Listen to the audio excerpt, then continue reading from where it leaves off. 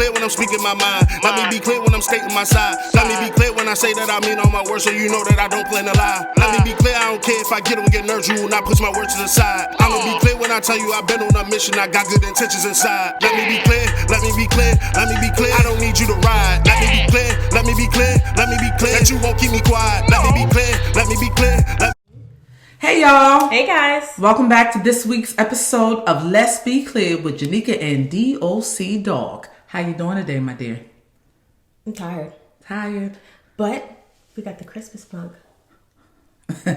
It's after Halloween, you know what I mean? But before Thanksgiving, for Black folks, that don't matter. Okay. Right. I know, right? Okay. I ain't put a tree up because I'm lazy, so this must be doing right now. Well, I'm glad you like our mugs. Yeah. My mother's a big mug fan, and so we just use a lot of mugs around here. But you know. Yeah. I need to buy some new ones. Give me some suggestions where y'all get yours. Right. All right. You ready to go? Yes, ma'am. First, let's talk about the phenom known as Kanye and his new Jesus is King album, which is his first gospel album that dropped on 10/25 last month, a few weeks ago. And this album comes on the heels of his Sunday services, which began the first Sunday of 2019.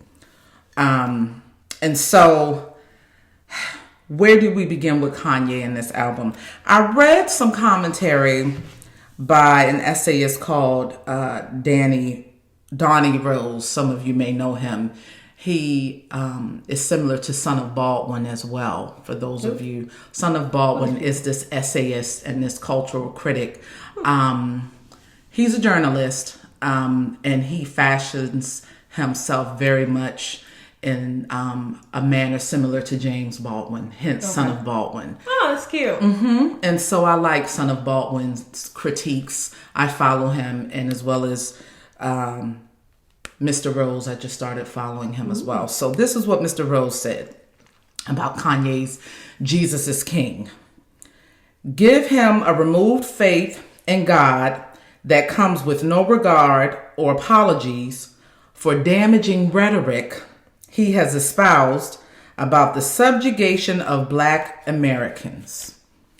The son of an educator and Black revolutionary who always professed a love for Jesus, but who now recognizes Jesus as an inroad back to Black folks. That is Mr. Rose's, a snippet of his commentary on this Jesus is King album. Now, have you heard the album or heard the single? So let me. I didn't like the single. Let me be honest with you guys. In doing my due diligence, you know, I like to partake in something if we're going to talk about it. So I did listen to the album, all of it. Oh, I didn't. Yeah, I got through the single and I was like, I ain't listening to this. Yeah, I listened to the whole album, which, by the way, isn't that long because I think it's like 24 minutes and some seconds. So it's, you know, what kind of trash is that? Kanye. That's some. We can never dispute his talent. Like when I listen to musically, the man had. Before we get to that, musically, the man is gifted. Like yes, the album talented. Lyrically, the production is great. I get the sense. I get where he was going with it, but the lyrics, in my opinion, didn't line up with some of the recent behaviors. In particular, recent meaning the last couple of years that we've been seeing from him. And I know nobody's perfect. None of us are. But if this is what you're saying on this album, where is what you're saying lining up in real life? Now you know what, I'm going to hell for this. You know, that's why you're going up? So many other reasons, because, but I'm just going to shut up on that. Shut up. But you know what some of these Cracker Jack box pastures, as my mother likes to say. Where'd you get your collar in a Cracker Jack box? Some of these pastors, he's having his Saul to Paul transformation now. You can't count all the stuff he done before. But what about what he's doing now? And Christ, you a new creation. No, you still have to be accountable. Again, now y'all see this is the theme for me. You still have to account for the things you've done, who you were, and you cannot just say, "Oh, I'm here, I'm saved, and I'm new," and kind of pander to that, right? And that's kind of what it feels like to me. So, to me, this is. I have a really hard time with this Kanye because every couple months, every couple years, we get a new Kanye. Because Kanye is not well, so we keep getting a manic new version of Kanye, and folks just eat it up. And so, how long will this one last? Right. So is this just kind of like the flavor of the moment? That's what it feels like with him. It's always something new. It's always, again, you're very talented. But you are not well. I feel like when I listened to the album, I'm a Kanye fan, have been since College Dropout. In fact, me and Kanye are the same age. So I've watched him since day one in Chicago. And so I get it. But for me, I feel like listening to that album and listening to what's on vinyl versus what we're seeing in person, for me, y'all, I don't know about y'all, I feel like the man is lost trying to work through some things. And I don't know if you guys remember Preachers of LA that used to come on a couple years ago with Pastor Ron Gibson, Bishop Noel Jones, Carlton Pierce. Honey, that was my teen, baby. Let me tell you. That was a good show. Yeah, for those of you who remember that show, Bishop Ron Gibson, in Riverside, California. I used to live in Southern California, and I used to visit Pastor Gibson's congregation. Yeah, y'all think he was something on film. Y'all should have seen this man in person. But I bring that up because I remember years ago, he's a great pastor. Like my mentor's husband, he's been a spiritual father and mentor to him as well. Big up Robin and Jerry Musgrove. I miss you guys. But yeah, back to Bishop Ron Gibson. He said a few years ago, maybe 5-6 years ago now, I think they were on the Wendy Williams show. And Bishop Gibson said at that time, he would like to mentor Kanye because he could tell that something wasn't quite right and it wasn't adding up. And I feel like after listening to that album, it's okay for folks to change and want to evolve. But like you said, Janika, this man is diagnosed with bipolar disorder. I think that's just a small piece of it for me. Right. It's just a piece of the puzzle. It's not the whole thing. I think for him growing up in the south side of Chicago, coming from that kind of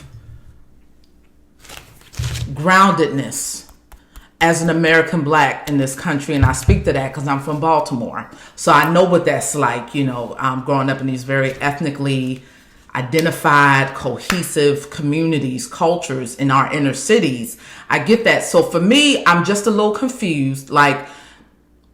So if that's where you come from and that's where you started, some of what I'm seeing you do now with some of these elitist and racist folks, it's just not making sense to me. Well, and now Trevor Noah spoke to this when he discussed Kanye, and essentially what he's referring to is what happens with a lot of entertainers that are Black.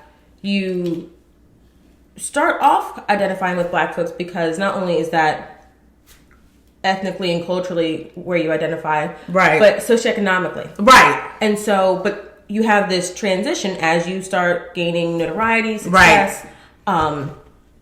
And your sphere broadens. Right. But I get that. Now you're in a different tax bracket. And so it's very easy to identify with someone like Trump because now you feel like, well, financially, right, I can't identify with these poor Black folks to that degree.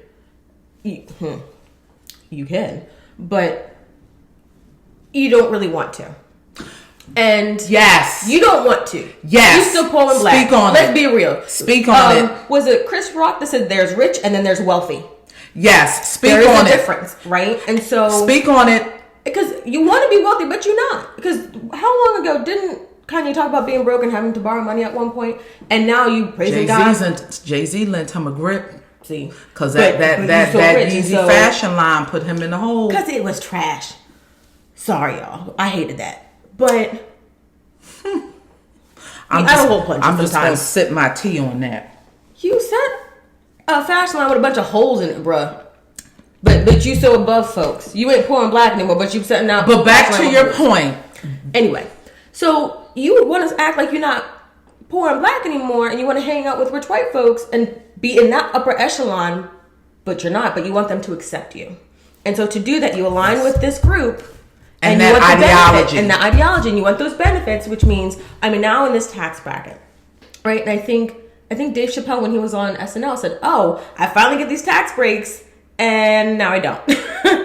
and that's honest, and that just is what it is. I get it. Then speak to that, but don't sit here and praise this racist president and align with this and say a lot of inflammatory things against black folks. And then pander to them spiritually.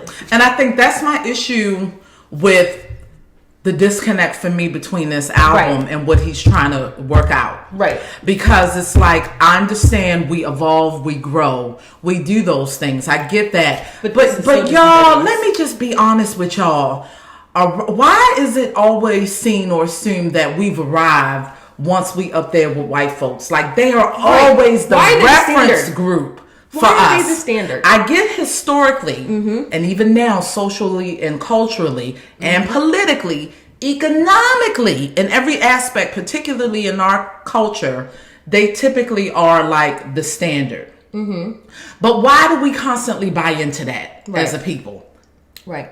And, that's fine if you want to broaden, if you want to, expand your sphere. But Kanye, that ideology that upper 1% has, that comes up from generations of living like that, from being in a position of power, that wealth. That's not what you come from. And I think for me, that's why it's so what are you trying to do? It's not what you come from, and let's be real, they will never allow you to be part of that. Not fully, no. Because at the end of the day, you are still a black man in America. I mean, and that just is what it is. That's something to celebrate. Right. No, I don't say that as a knock on you. Right.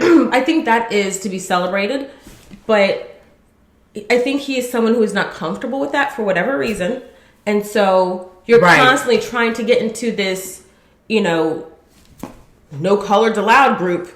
And you keep trying to force your way in. Right. They don't want you, bro. They don't want you. And the reality is you keep trying to get in there, but then you're pandering to black folks, and the music you make is catering to mainstream, but like gospel. Like, let's be real. This is not Christian music. Because Kirk Franklin just touched on this recently. There's gospel and then there's like Christian.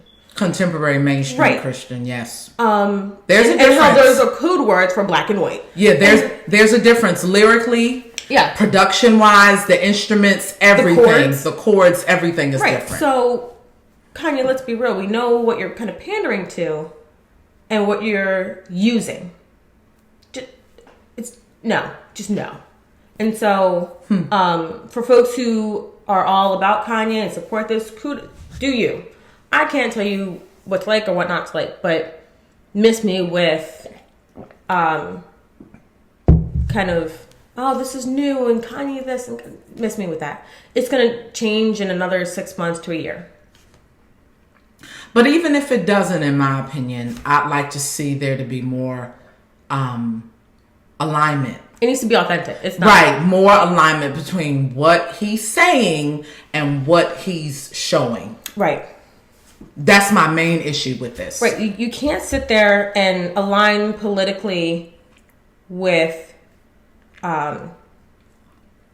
wealthy white folks and then want to maintain their privilege and the status quo And make no mistake about it, these aren't woke folks. These are folk who want this divide between the wealth income gap. Yes. They want to see, they benefit from the school to prison pipeline. Yes. They benefit from poor brown and black folk going to prisons and jails. They benefit from that. Right. And so you can't sit there and say that on one hand and then say to a group of young African Americans to support that. No, for what? For what? Just because you benefit financially from them does not mean we do. Why would I support that? That doesn't make any sense to me. And at one point, Trevor Noah refers to how Kanye talked about black folks being brainwashed. And Trevor Noah's like, hello kettle. Like, what? And Trevor Noah's like, maybe folks you know are brainwashed, but he's like, I know one group of people that are not brainwashed, black women. He said, you can't buy their vote. You can't sway it. He said, they know what they know what they know. Yeah, we can be something else, y'all. Y'all know we can. I even have to chuckle to myself sometimes when I'm by myself. I'm like, hey, you great. Like, I have to laugh at myself sometimes. I'm like, I laugh at you too. Can you bring it down some? But okay. Yes. We got to wrap it up. Any final thoughts? We got to move on to the next segment. I just can't. That's it. Ain't no fun. I just can't. Let me sip my tea. It's coffee. All right, y'all. And on that note, time Next. for the second segment. So, Offset's baby mama. Y'all know who Offset is. I can't. I'm done. Offset's baby mama. Offset being 1/3 of the rap group Migos. Yes. And also Cardi B's husband. The baby daddy. And Baby Culture's daddy. His baby mama, Miss Nicole Marie Algarin, a.k.a. her showbiz name, Shia LaMour, a few weeks ago. I'm just telling you that's what it is. Shia LaMour filed documents several weeks ago wanting him to pay more support for their 4-year-old daughter, Kalia, and also wanting, it is pretty, and she's a cute little thing, and also wanting the court to mandate that Offset spend more time with their daughter. Oh, she tried it, y'all. She tried it. Now the timing of this I think is interesting, and this is why we're talking about this. This was right on the heels of Miss Cardi B's birthday. Mm-hmm. Y'all saw it. Y'all saw that ring. That rock. That band. You could ice skate on that. Literally. Y'all saw that set. That 2-piece set he gave her, right? And then that was prior to their taking their wonderful weekend extravaganza for her birthday, darling, with their family and friends. Also, if you see on the Instagram, I hate you. On the Instagram, honey. Miss Baby Culture is the little fashionista boo. I can just eat her. Like, she stays dripped. I love it. But I think what I'm getting at is how much of this is how much of Miss Shia LaMour's filing is her feeling some kind of way about seeing all this that Offset is doing. What you mad for? With his family and not doing with Kalia. What you mad for? You would have jumped off. Listen, let me be honest with y'all. There are time for me to sit again. There are places, there are spots, there are roles to fill. Now, you willingly sat in that jump off side chick role. You were not the main chick. You knew you were not the main chick. If anything, now if you were pre-Cardi, you were a situation. You were not a relationship. Let's be real, y'all. Ladies, we have to be honest with ourselves.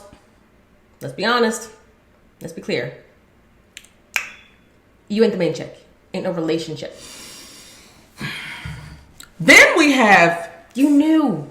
We have Future's additional 2 more baby mamas, allegedly, y'all, coming forward, trying to say that this man is the baby daddy. Now, let me just say this.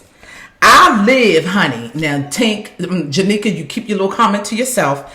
I live for some Mr. Navadius Wilburn, aka Future. That's his government name. That's his government. Wait, one more time. I live for Mr. Navadius Wilburn. How do you spell that first name? Nayvadius.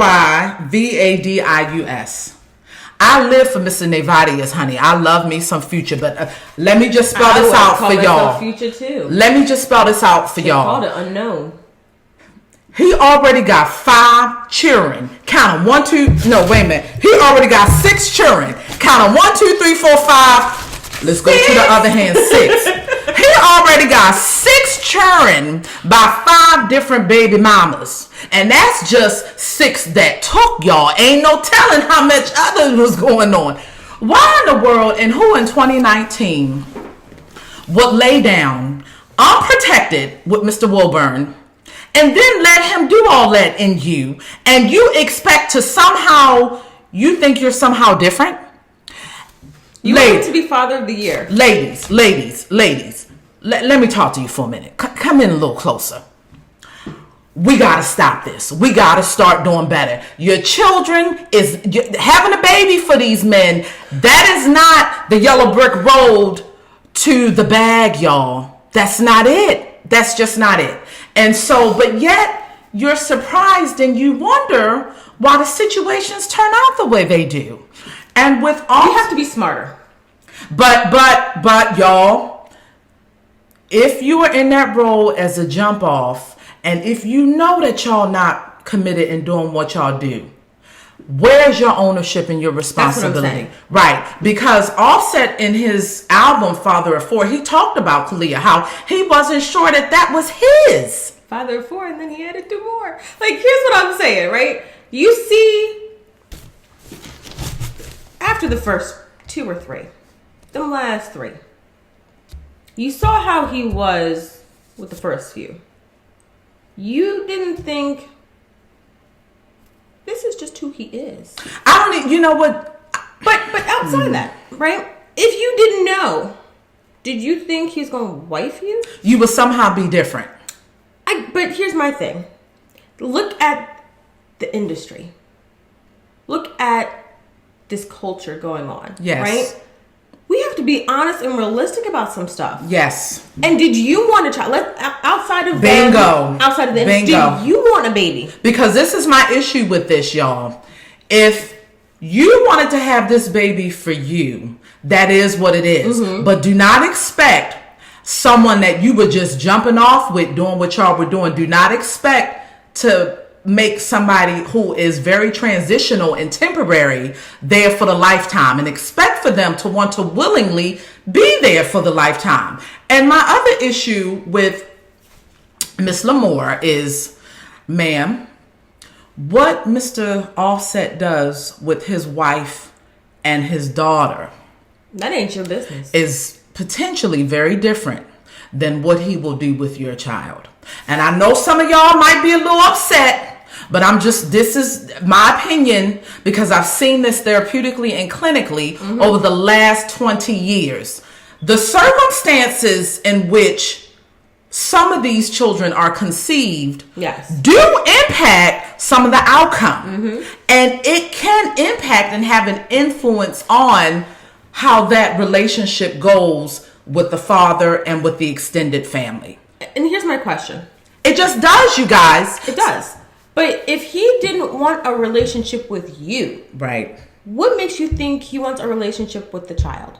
Now, right, maybe he's a stand-up guy, right, and there are some men who are like, I'm going to hold up to my responsibilities. This is my child. I'm going to be a good father. Maybe there are those men.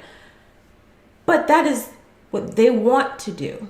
Right? You can't then have a court order say he needs to spend time with his child. Right. You can't do that. Right. Because, and again, it's probably Dave Chappelle, because he says some provocative things.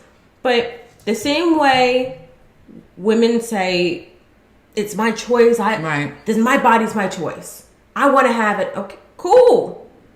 Dave Chappelle then says, well, then this is my wallet. Exactly. In his stand-up, he did say that recently, and that just is what it is. In this case, right? Now, the court can order a certain amount based on his income, based on a certain percentage of what is necessary to raise a child, not you. And that's the difference. Babies don't need a whole lot. But this is my point with where I think potentially the timing of Kalia's mom is coming in. She looking at potentially how Offset is living with Cardi and baby culture. And I want it. And she wants it. Ma'am, you're not the wife. And does that mean potentially that what he does for his daughter that he's had in the confines of a marital relationship, does that mean that your child should get the same thing? Well, let's be clear. We're not talking about the child. This is not about the children. Let's be real clear. This is this ideology that a baby mama has some standing and some status, and y'all don't. Now, get mad at me if you want to. As my pastor says, tight but it's right. It's not a relationship. It's tight, but it's right. It's not a relationship status. It's not a status. It's not a standing. It's not a position. And I'm tired of us as women treating it as such. I'm his baby mama. What does that mean? Do you know the animal kingdom? They spread. They inseminate all over the place. So are you saying that you are putting yourself on the level of an animal? Because no. But here's my thing. Let's really break this down. If you're saying, because all I did was lay down and procreate with someone, that gives me a certain level of rights and status. No, it does not. You didn't do anything. Right. To then have rights and status. You didn't take care of him. Right. You didn't do anything for him, so why should he honor you? What you're asking for is respect and honor, and you didn't do anything to deserve that. And that was not really the nature of you guys' interaction. Ain't nothing. So if there wasn't, right, and so if there was not, again, what I said a few seconds ago, y'all, a lot of times how these children are created, the context can have implications and bearing on later on down the line, right, how the relationships may go. And so y'all got to be real clear with this. To what degree do you expect your children to own the consequences of your decisions? Right. To what degree? How is that fair to put that on them? It's not fair. At the end of the day, if this man didn't want you before you had a baby, and if he just treated you however y'all treated each other, right, that is what it is. Right. But that typically does not go with family and creating a baby and having a baby together. Right. And I'm so sick and tired of us as women having these children with these men, and these men could have cared less for us, but yet you persist, and that is what it is. If that's what you want to do it. Right. But own that. Own that. To what degree do you expect this man to own your decision for you? The same way we get mad at them when they want us to emotionally caretake them, we can't expect him to do the same in this situation. What do you mean emotionally caretake? How many times do we talk about struggle love and I'm not his mama, I'm not going to right, ladies? Right. We complain about the same thing, and most of us have been there, right, myself included. Right. So if we're not going to do that, I'm not going to hold him down and da-da-da-da-da-da-da. That's your decision. And you're right, he needs to step up. But in this case, ladies, if you're playing this game, step it up. Right. Step it up, because it's not his job to validate you because you made a bad decision and laid down with his raggedy behind and had a baby with him. You knew he was raggedy. And he knew he was raggedy. And y'all, remember what we talked about last week was security in relationships. Stop letting that pen get you on one. Good sex is good sex. I understand that. But let that pen be what it is. If that's the situation, that's what it is. We got to stop letting that sexual stuff blur our judgment and our common sense. Our God-given common sense. Come on, ladies. We are better than this. I know y'all are better than this. Y'all got good sense. I know y'all do, because I see y'all on social media. I see y'all in the magazines. I know a lot of y'all. I'm just tired of us having poo-poo for brains when it comes to that pen in these men and that sex. I'm just saying. I'm just tired of it. One thing I used to hear a lot, especially with like the teenagers I work with. I'm like, well, I'm not saying you have to abstain. Be celibate. But if you know you don't want no baby, they do have birth control. They have several forms of birth control. Right. And at the end of the day, he needs to be responsible too. Right? So, but we're not going to do that though, Janika, if we really want to play the part and we're really just after the bag. There you go. So there's two separate things here. What are your motives? Bingo. If the motive is sex, you better be getting on some birth control. It is quite effective. Don't give me the line I love is, I don't like how it makes me feel. You like how babies make you feel? And being a single mother that you really don't want to be. That. Right. Right. I don't think. And all of what that pregnancy means. does not look comfortable. I heard childbirth is painful. It's not. And I heard babies cause lots of sleepless nights. Yeah, I like to sleep. I've experienced all three. Yeah, no, I have not heard a single pleasant thing about any of them. So let's take that into consideration. Or if it's really about that bag, you don't know what you're gonna get from that bag or how much he actually has. Because let's be clear, them diamonds, half that is rented. And part of advances from the record labels. And if you don't deliver, if your sales aren't there, take that back. Give me that. Give me that. All right. So we got to get ready to wrap this up. Yes. Food for thought. Food for thought. Any closing thoughts, my dear? I'm done with all of it. then I'm sipping my tea again.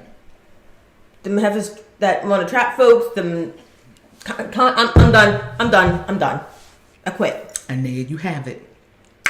That's it for this week's episode of Let's Be Clear with Janika and Doc. We're in rare form today. I'm sorry, y'all. I ain't getting no sleep. This is really how we are, though. To be honest with you, this is really us. All right, y'all. Love you. See you later. Be kind to others, but most importantly, be kind to yourselves. See you next week. Bye-bye. Let me be clear when I'm speaking my mind. Let me be clear when I'm stating my side. Let me be clear when I say that I mean all my words, so you know that I don't plan to lie. Let me be clear, I don't care if I get nerves, you will not push my words to the side. I'ma be clear when I tell you I've been on a mission, I got good intentions inside. Let me be clear, let me be clear, let me be clear. I don't need you to ride. Let me be clear, let me be clear, let me be clear that you won't keep me quiet. Let me be clear, let me be clear, let me be clear. I don't care about the climate. Let me be clear, let me be clear, let me be clear that you all are invited. Let me be clear that I see all the violence getting so bad that it's breaking my silence. We got some leaders that's always been steering us wrong. To be honest, we need a new pilot. You need some help, I ain't talking about sirens. Hope I can bring to your life some new guidance. Lately our world has been constantly going astray. To be real, everybody been wildin'. Once I was asleep, maybe I was just drunk. How did we end up with President Trump? Was he really voted or we out of luck? Did he pay the Russians to give him a bump? Somebody just tell me I really been stuck. I've been banging my head to the point I got lumps. If you justify that, then you cracking me up. If you don't like my work, then I don't give a cluck. Amazon getting wild, I ain't talking about prime. The Brazilian